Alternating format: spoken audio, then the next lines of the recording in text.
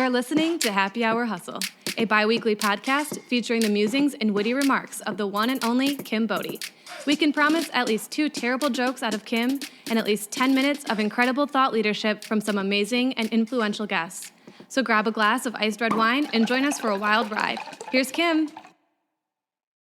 Welcome, everyone, to another edition of the Happy Hour Hustle, where we are chatting with movers and shakers in the community or just anyone we could get on the podcast, which is kind of the case today. I'm in the latter category. Yep, mm-hmm. So we have Chris Andrus from Mitten Brewing. He is one of the owners of apparently one of the best brewing. Were you the first? You were one of the first. There were 7 when we opened, Okay. and now there are 80, I believe, in the greater Kent County area. Yeah. So, but on your side of the town, though. for sure. We were actually the first brewery west of the river since before Prohibition. Jeez, that's crazy. Yeah. When did you guys open again? 2012. 2012. Okay. Well, we opened for a minute, then closed, and then opened again. So really, 2013 is when we opened in earnest. I think but you can still claim 2012. yeah, I do, yeah. All right, so obviously we know who you are. How would you introduce yourself to the guest? Guy who likes beer and Weirdly, I don't drink beer that often. oh my god! And I used to really, You're and I hearing used to. it first here. Yeah, I mean, I drink beer. Don't get me wrong, but I got into it because I like beer. But I don't know. I guess I found other things to care about more. Well, which is what we're actually going to talk Drugs. about today. Drugs. Just kidding. Yeah. Adderall. Yeah, Selling Ritalin on the streets. How do you know me? I knew of Kim Bodie for a long time. The Kim Bodie. Yeah, she's writ large in the local legend. Yeah, But big local legend. yeah, I knew Caden. Oh yeah, Caden, before you, but I always heard about the Kim Bodie, and then one day, I think we'd met before, but reached out about forming that small biz for equality coalition, which we'll talk about today. So don't worry. and that was when we started, I guess, doing things in earnest. Yeah. Okay, so we ask everybody this: drink a choice. You can pick anything. It doesn't have to be beer, but it does have to be an alcoholic beverage. Okay, Otherwise, I got we're this. gonna call you a pussy. So. A filthy martini, like Okay. so much olive juice Like that I super can't filthy? see through it. Okay, yeah. does it have to be like stuffed olives, like cheese olives? It really the Some olive. people are real particular about that. I mean, any pimentoed green olive is good, but I like 2 toothpicks full of olives plus all the olive juice. yeah. Like it can't be olivey enough. Like you're one of those people that's like, this is not enough olives. I need more Yeah, olives. I don't even care what the vodka is, and I Mm-hmm. get a vodka martini. So you basically could just drink olive juice. Yeah, you got any? Yeah. No, not right now. It's on the way. Don't worry. Cool. Okay, so we always do an icebreaker. If you could throw cold spaghetti at anyone, alive or dead, who would it be, and why? Okay, this is gonna sound weird. Mike Love of the Beach Boys.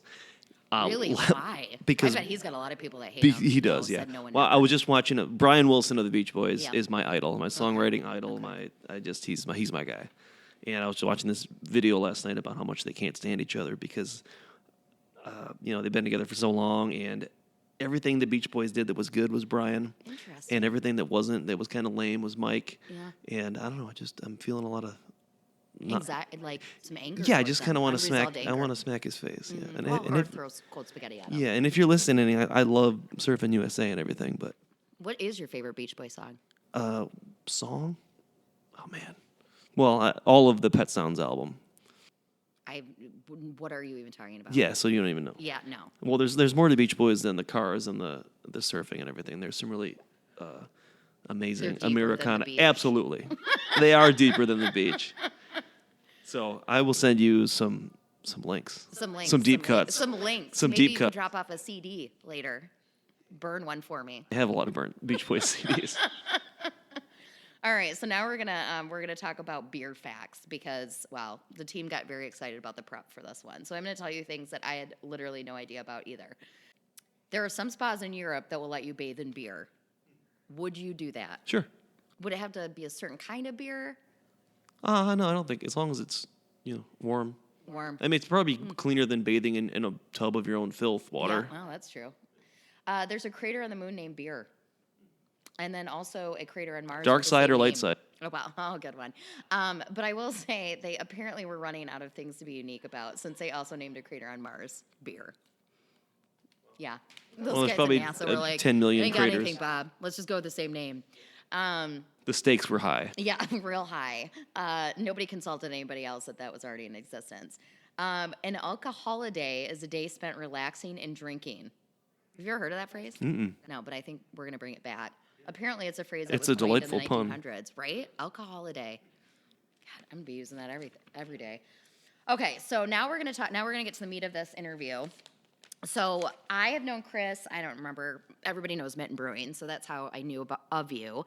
One of the things that I've always admired about you, because I've always felt it was very much in line with kind of our brand and our core values at 834, was how involved you guys are in the community.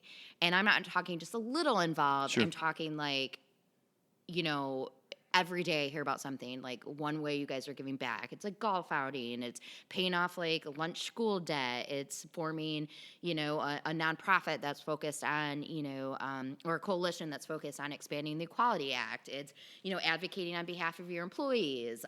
It's creating a foundation. What is the impetus behind that? Like what spurred you to do all of these things? So I will say it was from the very first version of the business plan we wrote in my garage in 2010. It was in there. You had a business plan? That's Yeah, cool. I yeah. never even had one of those. You would laugh if you saw it now. Yeah. Well, I mean, yeah, it's all been thrown out by now. But the one thing that was in there was we wanted to, we knew we weren't going to have as much money as anybody. Right. And that was just the way I was a musician before this, and I couldn't get a bank loan to save my life 2 years after the housing collapse Oh, and yeah, the me big neither. recession, so no one was touching us. So we had to raise money and on our own, and we thought that we needed to put our emphasis on standing out. Yeah. And one of the ways we wanted to do that was by charitable giving and making a real commitment to it, not just a head fake. Yep. The sort of greenwashing way that a lot of places do it. And it actually, interestingly, helped us unlock fundraising dollars we weren't able to get before. Interesting. So in our investment presentations, we talked about our commitment to bettering the neighborhood that we were in from the get-go, even if we Which didn't is the exactly. West Side. Yep. I think that's important. Yeah, so we're in the West Grand neighborhood, West Leonard Street. We're in a 128-year-old building, and a lot of the buildings around us are that old, and so are the Yeah. houses. So it's an old neighborhood with plenty of ways to give and improve, Yeah. for sure. But that approach resonated a lot with our investors, and it helped spread the word that we were looking for more. And honestly, I'm not sure how we would have funded it if we weren't offering something deeper and more than just Interesting. another brewery. Do you think that it being in West Michigan had a lot to do with that as well? Because people will say that we are a very philanthropic Sure. community. It definitely, we found enough people who that mattered to. So I'm sure that's part of it. I feel like we could have a whole nother podcast on like the lack of investment there is in small businesses and how virtually impossible it is for small businesses to get loans yeah. because everything's tied back to your personal history and like, you just can't. Yeah. I mean, we are considered such a risk, even though we're like the number one driver of the economy, specifically in Michigan as well. Yeah, So half of people, at least half of people in the United States work in a small business. Yeah. And it's 99.9% of all jobs by organizational types, or a business type. So it drives the economy for sure, but it's there's a lot of misinformation out there too, like anecdotal failure rates. 9 out of 10 small businesses fail, and that couldn't be less true. no. And but a lot of people carry that that misconception, I mean, if we like could it's make it, anybody could make exactly. I don't even drink beer anymore. it. I know, right? And all I do is drink, so we have that. Yeah, for sure. Okay, so you also started a foundation. So talk a little bit about the Mitten Foundation. Sure. And you actually have somebody that's dedicated to running the Mitten Foundation. Yep. So we did giving under our LLC. We just did it as under the business for the first 5 years, and then I was speaking at a JC's event, and I met an attorney in the crowd, Tyler Osborne, and he said, "Hey, you ever thought about having an actual nonprofit?" And I said, "Yeah, but I looked it up, and it looked really confusing and scary how to organize it." And he said, "Well, I'll tell you what, I'll do it." He did it for a song for us. He helped us get it started, and what a difference! It's one thing to give as a company, but to have your own nonprofit, and the world doesn't need more nonprofits. Don't get me wrong. I'm No. not saying everyone to start their own But it's a way nonprofit. for you to funnel everything through, and I think that's important, like your charitable giving. And it's also a way for us to leverage our vendor relationships too. So now we can take gifts from other outside sources. It's not just, give to the company. It's always clumsy when you say, write a check to the Mitten Brewing Company, Right. we'll pass it along. Yeah. Now we actually have the foundation, and whereas in the first 5 years we'd raise about $30,000 a year to give away, this year we're going to be over $75,000. And it's really amplified our ability to give because it's not just Max and Dana and I and our wives thinking of things. It's a whole board. But now we have a board full of Mug Club members and investors and employees. Oh, that's amazing. And it can reach a lot farther. That leads into my next question. How do you determine, like what it is that you guys give to? Or I'm certain that you have like a set of criteria or a mission statement or whatever. Yeah. Well, as soon as 5-6 years ago when word got out that this is what we were doing, you can imagine the deluge of applications that comes in. And we said, we just never felt great about why we were saying yes or no. Yeah. It was kind of, like, did we have some personal affinity or was it just the greatest need? Yep. So a huge advantage to having a foundation is that you have a board that you can make a decision. You can have a vote. You can say, well, the board chose not to do this. The board chose to do this. Basically, you have scapegoats. For sure. It never comes back on you. Because I hate saying no, and it's the worst. Yeah, you're terrible at it. Mm-hmm. Yeah. So, but it's nice to have a mission statement and then things to point to. So what we did early on is realize we had to set realistic expectations, and so we said the company or the nonprofit, not necessarily a nonprofit, some really worthwhile organizations are not 501c3s, but organizations in need, they have to be local or at least do all their work locally, and they have to be small enough where $3,000 to $5,000, whatever we give, has to make a real difference. Right. It's not going into some coffer. Right. A national charity Right. doesn't necessarily need our money. They can seek different donors for that. Well, and a lot of what you guys do give back to affects specifically the neighborhood in which you reside in. For sure. We feel an obligation to do that. I mean, we would not be there. I remember Max and I, we didn't have any money, as I've said, so we had to do all the work ourselves. But we got to know our neighbors because we were out there in the street cutting wood and on the sidewalk and meeting people and walking around the neighborhood asking for, help. Can you help us unload this? There are all these favors, but it bonded us to our neighborhood and the building. And I think a lot of our growth in terms of giving is tied to that. Isn't it crazy to think how far you've come? It really is. 2012 to like now, and and you've said to me previously, or that now you get to really spend time doing what you love doing. Absolutely, and really foundation stuff is what I spend Yeah. most of my time on. Yeah. And we were just talking about how I had 2 board meetings last night and an Outpro event tomorrow. So it's And you're writing a book. yeah. What's the book about again? It's about 200 pages. No, but I know. what I'm is just it kidding you, about? Bodie. I was like, is that a joke? And it went over my head. Fantastic. It's about all this stuff. It's called it's showing the potential of small business. We think about philanthropy and we think of old rich people giving away their money because they can't take it with Fair. them. Yeah. And I think that's hogwash. I'm going to try and take it with me. No, I'm just Yeah, kidding. for sure. From Just your bury cold it. dead hands. In my debt, that is. Anyways, go on. But giving is what, and I spent the last 7 years trying to prove this notion that giving is what you do to define and strengthen your business on the way up and not on the way down. 100%. Yeah. And I think we've done that. We continue to grow much faster than the industry average, and we retain our employees better. And there's a lot to be said about that. And I surveyed my customers last year, and 61.6%, I memorized this, said that giving was the main reason they patronize us. It's a What's huge your deal. involvement in the community? I mean, you guys are real, and you're out, and you're involved, and people like you. Like, I mean, I think when I started 834, that was a big thing. I knew, and I think we both can say this, we wouldn't be here today if it wasn't for the community in which we for reside sure. in. And we're not always going to do things right. Small business owners make mistakes. Everybody makes mistakes. But at the end of the day, if you're trying to make a difference and do something for the greater good, and that's really where the Small Biz for Equality comes in, because we also want that to reflect not just our culture, but also like our employees. And for me, and I think our employees, and also just the overall company itself, LGBTQ plus issues have always been incredibly, incredibly important and close to my heart, and you feel the same way. Mm-hmm. Yeah, well, I think what 834, what Mitten, what all small businesses have in common is we can't compete on a price level or an efficiency level with our bigger competitors. I'm charging $5 for a beer here. Yeah. There's dollar Busch Light everywhere you go, and I'm sure there's some comparison to marketing, but so we have to offer more. We have to offer we have to be a better place to work. Yep. We have to, you're really a steward of your clients' time and money, and you have to earn that respect over and over again.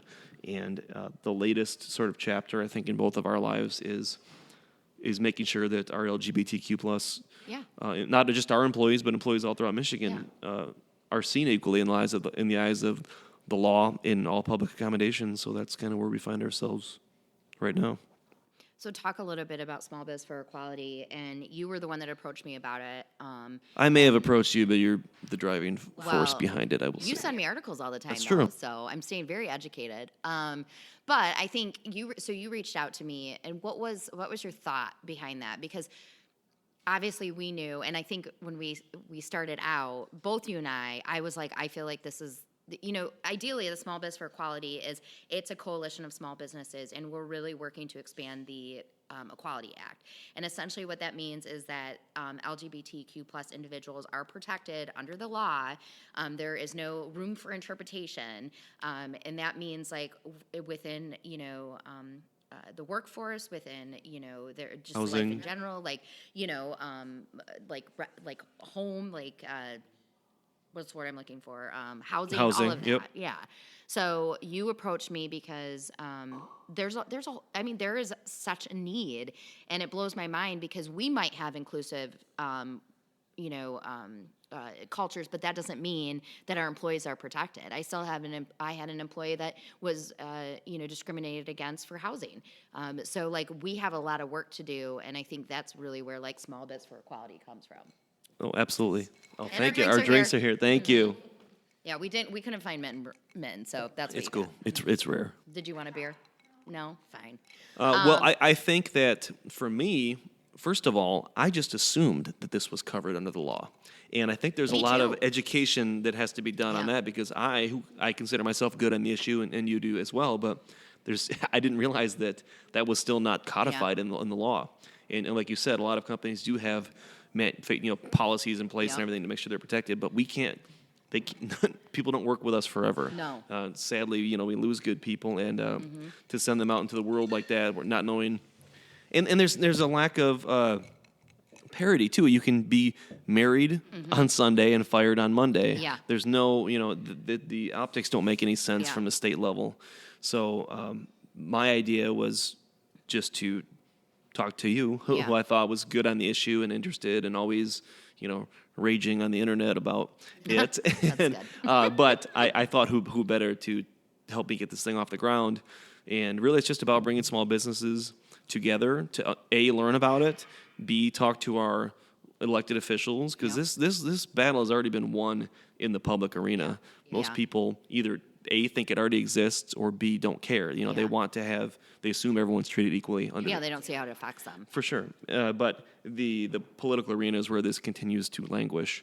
And so mostly what we've been doing so far is just talking to legislators who are opposed to passing amendment of the Civil Rights Act, and just having them understand the business case to the contrary.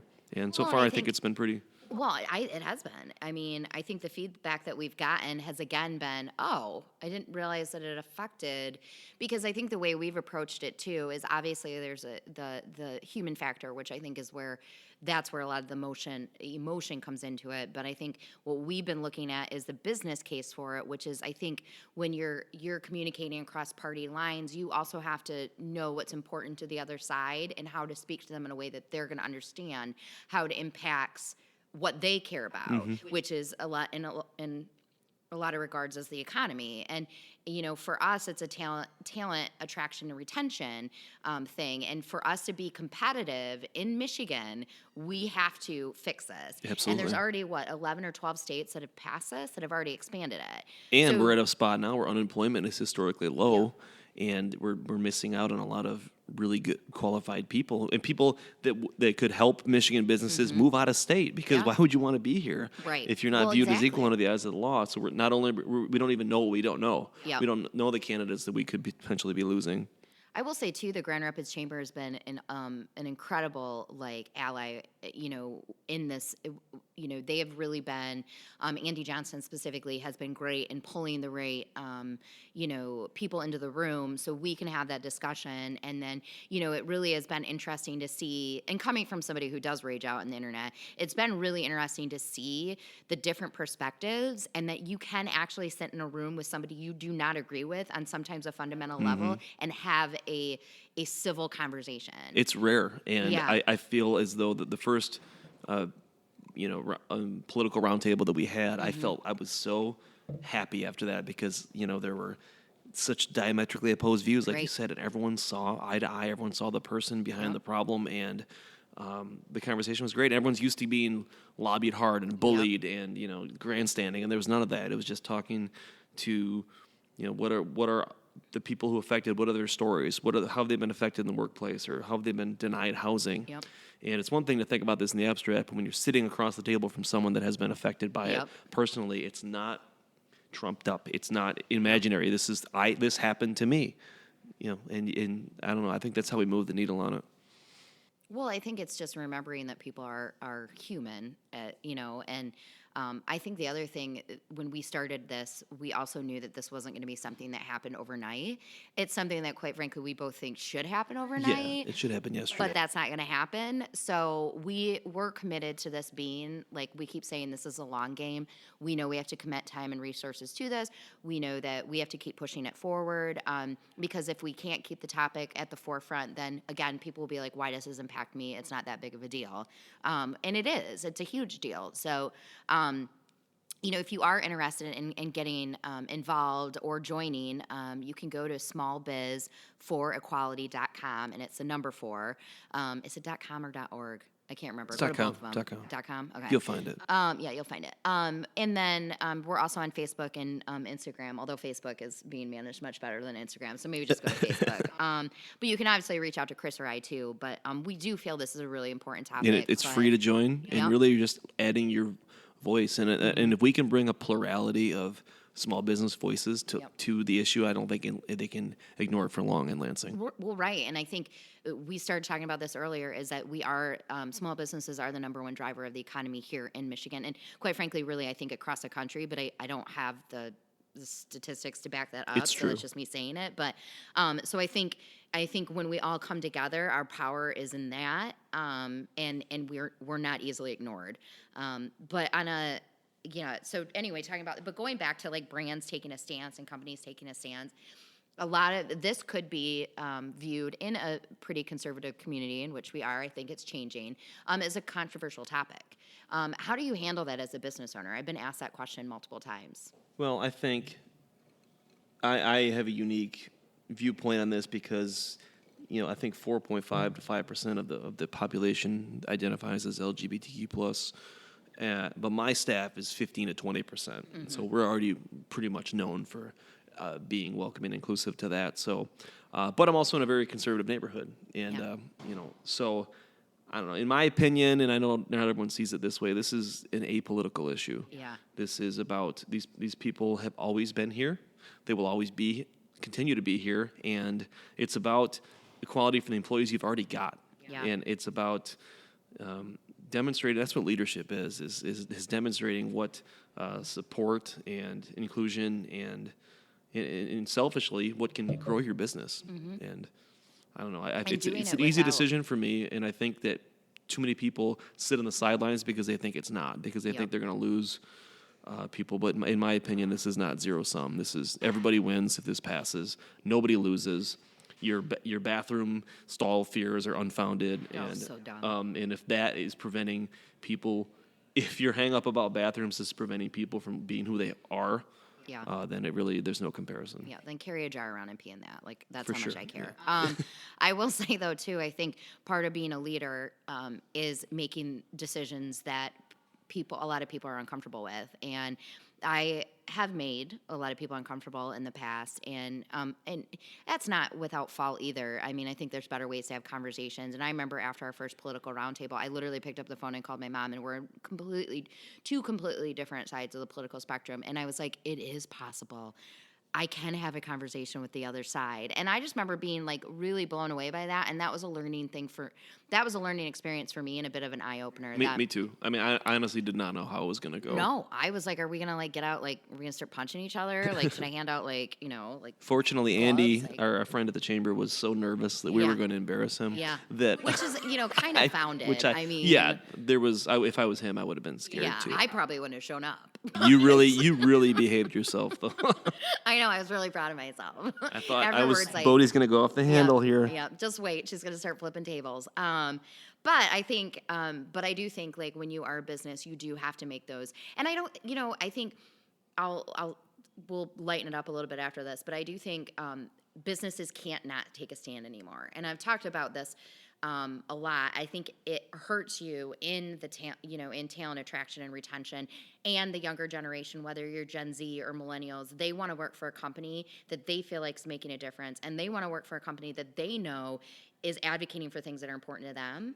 And if you're not willing to do that, or you just want to sit on the sidelines and not make any waves, I think at the end of the day, you're doing a disservice to your employees as well as your business. For sure. And the younger the employee, the more they value their time. And if they're going to give you their time, you've got to stand for things that they care about. And the younger the customer, too, the more they expect you to take a stand on it. They don't expect you to sit on the sidelines. They expect you to get in the fight and get your hands dirty. And, the biggest generation ever is now, the millennials in 2019 became the biggest buying generation ever. They're coming for us. Yeah, and they care about this stuff, thankfully, more than probably anyone that's ever walked the earth. Yeah. And we would be foolish to not recognize that power. And thankfully, they are really generous. They'll reward you for taking a stand on it, and it's there's nothing to lose. Unless your stand really sucks. Yeah, then if your stand is stupid, then keep it to yourself. Yeah, exactly. I mean, some of you have stupid stands, but but I think too, like people often say like that younger generation isn't loyal. There's no loyalty. I think that you're just not doing enough for them to want to be loyal. And it's hard. I mean, I think probably our biggest investment as small businesses is it's talent. It's our people. And if you can't keep your people happy, then really at the end of the day, what do you have? I mean, especially with us being in like communications, my staff is what makes this company. Yeah, so for sure. like and I think you've done a really great job of this too, is listening to your employees, what's important, and you get out of the way. I think even if I don't understand it, it's been hard for me, as a Gen Xer, understanding younger employees has been a challenge for me. But I hear that the loyalty thing all the time, and to some extent I get that, but that's coming from, the expectation used to be you work for 30 years at a place you hate. That's just what you do. Well, that's what my dad did. Yeah, I mean that's what most people do, right? Yeah. You get that pension and then you and everything. Did your parents like mine was like, well, what are you going to do about benefits? Oh, like, what about insurance? Hey, I was a professional musician. Yeah. Oh yeah, they were that real about worried sent about my you. dad into a heart attack. That's fair. Yeah. So I already broke his spirit. Yeah. So you did. honestly, At least you went into starting beer. a brewery was like a safe thing. Yeah. They were like, oh my god. Yeah. It's a real job, People like beer, but I don't know. I forget what we were talking about. No, that was it. I have a totally random question to lighten up. Why pizza? So, first of all, I had no idea. I was talking about our business plan. We had in our business plan that we'd sell like 12 to 30 pizzas a day. Yeah. On Saturdays, we'd sell 30. We sell sell 500 pizzas some days. Yeah, we did. Okay. So we were pretty confident that we would need food, and our kitchen is tiny. We're in an old antique fire barn, and our kitchen and brewery occupy the space where the horses lived.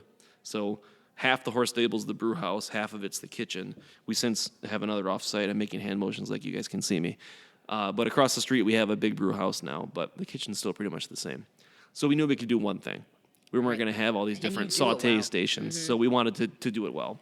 So Max and I and our wives, we just made pizza dough every night. We tried different things. I broke my oven, cooking pizza every night, trying to turn it up, How are you not like, I hate pizza? Because it's pizza. It's fantastic. It's true. It's all carbs. Okay, it's the amazing. hot dog pizza, though.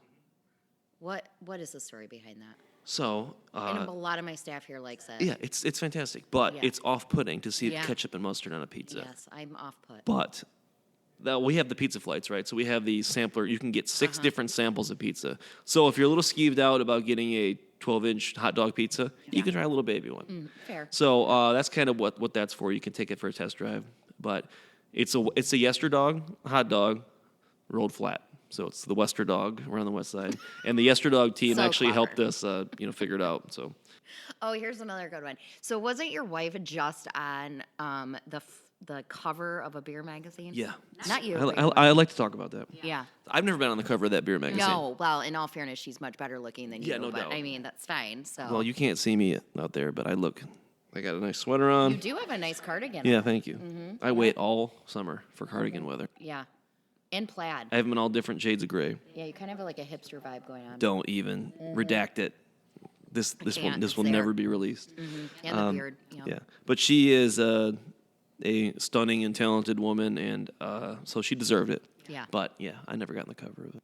Yeah, well, I mean, she's a pretty good spokesperson for you. Yeah. So We're all her like- our artwork and her brushes and brews classes were talked about in the Brewers Guild magazine. And yeah, it's basically a collector's item. Yeah, for sure. I mean, Chris may have bought I've all collected of a lot of them. but- Are they all like framed and hung up in your house? Because that would be amazing. I think they're just sitting on the nightstand. Yeah, but your wife strategically places them throughout the Oh, did I home. leave that out? Oh, Yeah. God, look, there's me on the cover again. How'd that happen? Okay, so before we wrap up, so you're an author, business owner, advocate. I don't know, you got a nonprofit going too. What the hell is next for you? I think this is one of the things I love the most about you is like no one ever knows. Yeah. Oh, Chris is writing a book. Well, okay. Yeah, well, I was kind of doing that one in secret. So my time is like between 9 and 10 o'clock at night. Just that 1 hour? Well, There's only 1 hour that you're really so putting in there? we both put the kids to bed. My wife always falls asleep putting our youngest to bed. Yeah, fair. So then she wakes up at 11 o'clock, like Yeah. discombobulated. Yeah. Oh, I think I fell asleep. Where am I? So that's my quiet time. So I started writing down. I knew I wanted to write a book about philanthropy from like a small business perspective. Yeah. And so I just vomited out 60,000 words, and I realized at the end, now I know what this book is about. So I basically undid everything, and it took about 2 years kind of chipping away at it, but I don't know, I really am excited about it. I just finished it. It's with the editor right now. I don't know, if it's going to be published by someone or if I'm just going to publish it or what. I don't even know what books are anymore. I love reading books, but I like like ebooks. having a book. But yeah, so do I. But we're old. I know. And decrepit. Yeah, that's true. You especially. You're wearing a cardigan. Yeah, so I mean, what's next? hurtful. But I'm super comfortable.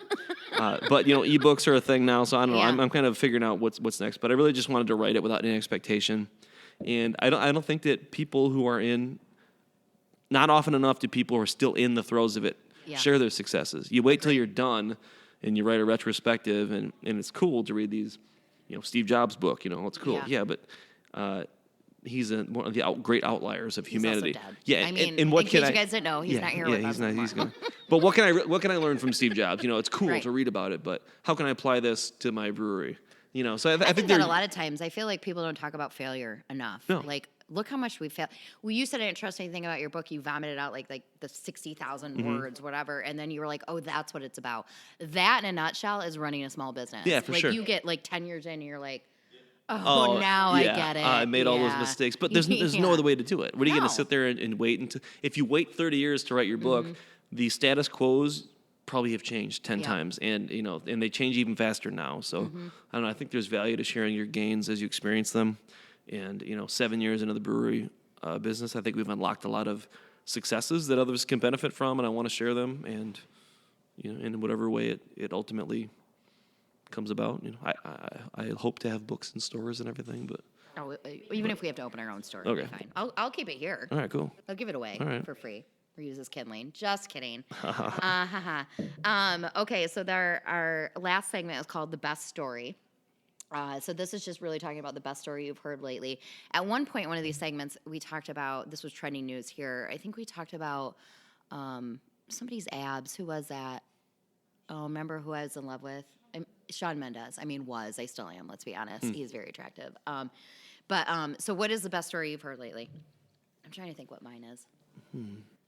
It's usually a dog that, somebody saved or was blind or a military story that you just watch on Facebook and cry. Shame. Well, I will tell a dog story, and it ties back to my foundation. So not to tie it back, but that prompted me. Yeah. So we asked our staff about what do you guys want to do? You know, too often the board is just kind of in its own head, and you know sometimes the staff isn't super excited about what we're doing. Not their fault; it's my fault. But we didn't really intentionally said, "What do you guys want to do?" They really cared about pets, and dogs. You know, rehabilitating injured dogs, something like that. So we found a pit bull that had been rescued from a dog fighting ring in Flint. And it was used as a bait dog, and it was torn to shreds. Oh, it had God. these gaping, awful wounds. I feel like I saw him on Facebook. Yeah. So there was a nonprofit that rescued him and was trying to raise money to have him, you know, dewormed and, you know, not only everything. all the was a surgeries. mess, He was a mess. He was torn to shreds. So we picked that dog, and they ended up naming him Al Canine. So Al Canine was a famous tiger. We're a tiger-themed brewery. Oh yeah, we should talk about that too. Yeah. So they named him Al Canine, and we raised $4,000. We got all of his surgeries. He's adoptable now. They're trying to get him adopted. We had him at the brewery a couple times. You know, you should probably just adopt him. I know. I thought about it, but he needs a house with another dog because he's a lot of energy. Yeah, he's been tied to a pole his whole life, and now that he's free, he's very exuberant, and he jumps all over you whenever you see him, and he's huge. So it's a great success story. His wounds are healed now. He's clean. He's ready to be adopted, and he's a super happy dog. Dogs can teach us so much. Can I just say that this tied to a pole, literally a bait dog, attacked, like ripped to shreds, and still happy as hell. Yeah. Like we think we have shit Still so loves bad. people. Yeah. Like I mean, I don't it's love ultimate. people. Like, I mean, whatever, it's fine. But yeah, so that was also probably was has 7 super, dogs, such but- an awesome story we got to be a part of, and we still see Did the you dog. cry? You probably cried. Didn't you? Yeah, I did. Yeah, I mean, And a lot the staff did too. So Yeah. we had the dog in on the patio a couple times. He loves pizza, eats pizza all the time. I'll Who send you some doesn't love pictures. pizza? Yeah, even dogs. it's like what brings people together. Yeah. Yeah. Yeah, that's what I do every day. So Yeah. I'm trying to think if I've heard a good one lately. I mean, when you brought that up, I thought about Parker, who was we rescued him. He was a Doberman, fawn Doberman, like 100-pound. I always say he's like the kid that's probably on a playground eating sand because he just doesn't know any better. But they rescued him from Flint. They found him in Flint. He was like 40 pounds underweight, digging through trash, not much of a survivor. So it's good they found him when they did. And I remember we rescued him. We only had him. Well, he had worms so bad that the entire first year that he was rescued, he had to be confined to a crate. And he's a dog that needs to. I mean, he just needs love. Dobermans they're called Velcro dogs for a reason. But I remember I got him. We didn't even have him 2 months, and he was diagnosed with lymphoma. Oh, gosh. And I remember his Nick was, and I thought, life just isn't flippin' fair. Yeah, that's horrible. So we made the only choice which we could make. And I remember calling my husband, and just like how great your wife is, I remember calling and saying, so he's got lymphoma. And he was like, well, what? I said, well, he's got maybe a week or 2 without treatment. With treatment, we can probably get a year. He goes, well, when do we start treatment? No question of cost, nothing. Damn the cost. Yeah. I mean, we didn't paint the house that year. So what? Who cares? But we're here. We're in now 3 years later. And he's, wow. Yep, still around, still kicking, still Parker, still amazing. But yeah, so now we're all gonna cry. That is such. Yeah, that was a great story. Yeah, why did you do that to I me don't and know. Bodie? You brought up the dogs. This is totally your fault. I'm just trying to get you to get another one. So here we are. Yeah. Someday. So otherwise, you can just dog sit. Yeah, that'd be the preferable Yeah. solution. Yeah. I mean, 1 of 7. Because I've got 2 goldfish and 3 water frogs that I have to feed all the time because my kids had to have them. Water frogs. Yeah, they just live underwater. I never heard of them. I'm pretty sure they live forever too. Yeah. Oh yeah. I'm Yeah. gonna have these things for. My nephew's got like a turtle. That thing's gonna live for 100 years. Yeah. I was like, do you have an estate plan for this thing? Like, who the hell's gonna take care of them? My 2 boys had to have them, and Yeah. now they could. Age old story. They could care less now. Yeah. Well, of course. Like, eventually you'll have to flush it down the toilet, but it'll be fine. No, you won't do that because you would cry. Mm-hmm. No, There'd be a full funeral. This is version 3 of the goldfish. They did die, and we replaced them. And here's the best part: your kids don't probably care. No idea. No. Well, the first one we got at a carnival. Oh. It's They the should totally fish get in the those away bag. at a carnival. Yeah. I never understood that. I don't want that as a prize. Well, ours died right away, and my neighbors also were at the same carnival. That fish is still alive, like 6 years later. So it's your fault, probably. That's what I hear you No, saying. we did everything so. right. I got the water, the drops you put in the water. I did. I think the water was too clean, honestly. Yeah, I bet that was the issue. Yeah, that's probably Sure. that's probably it. Yeah, it was too clean. You kept it too You'll edit clean. this. You'll edit this crap out, right? Yeah, yeah. No, we don't. No, we don't at all. No, in Rats. one, we just had the dogs barking nonstop. But I mean, that's just what it is. Well, you are awesome. You're one of my most favorite people because you're completely genuine. Well, and, likewise. I'm just trying to make you cry. You are genuine. Everyone likes you, which must be nice. But again, Not everybody. Just to summarize, Small Biz for Quality, smallbizforquality.com or .org. Neither one of us are real sure. Just how get can the number people find 4, out we'll more take it. about, obviously, Mitten Brewing. You can Google that. Don't be ridiculous. And how can people find out more about Mitten Foundation? So we have our own website, mittenfoundation.com. But we've been on the news a lot lately, so definitely check your news feed. Yeah, for, you were in freaking D.C. Let's talk about that real quick. I Yeah. got to brag about it. So the lunch. So we have a pub up at Northport, up in the Leelanau Peninsula. Which is amazing. Yeah, it's a beautiful spot. And there's a school district just out there called Sutton's Bay. Small town, but right next to an Indian reservation. There's a lot of diversity. There's some poverty in this district, which is weird because it's such a resort community. Yeah. But 2 miles away Right. is this school Yeah. district with lunch debt. So one of our bartenders was a substitute teacher there. Told us about it was almost $3,000 in lunch debt that carrying over and building. And we said, well, that's easy for us. We can get rid of that. So honestly, I didn't think it was that big of a deal. We do a gift like that every month, paid it off, and did some press interviews about it the next day. And before I knew it, it's national news. Well, not only that, but other breweries started paying off lunch and debt. Fetch Brewing Company in Whitehall paid off 2 school districts' debts in Montague and in Muskegon County, I believe. And just today, I don't know if you saw this, but Little River Casino was inspired by our gift and paid off $14,000 in Manistee Dude, student lunch debt. totally have goosebumps. It's still That going. is so Yeah, flipping cool. so it's still going. Like the ultimate pay it forward. And it's great. It's honestly, I view my foundation work as showing what can be done Yep. from a small business platform and making people want to get on board with it. Well, and I think too, like, we'll wrap it up after this. Sorry, everybody, but I think too, like, it doesn't matter how small the gift is. It matters. And honestly, that was one of our smaller gifts too. Right. I did $25,000 fundraiser for the Feeding America like a month later. They got no coverage. Right. But it's really about finding what resonates with people. And Well, and I think people think small businesses, or I think sometimes as a small business owner, you think you can't make an impact, and I just don't think you're giving yourself enough credit. For sure. Because you can do some really huge stuff. entrepreneurship is about rejecting the traditional. And Yep. there's this idea that, I should, do some giving around the holidays or put out a box for canned goods or Yeah. something. You can do so much more than that. You can build it into your business. Yep. You can make it a defining part of who you are as much as anything else you do.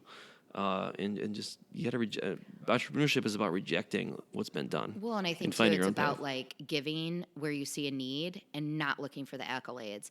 Yeah, you they'll know, come, but don't look Yeah. for Well, if you right. start with the end in mind, the greatest need.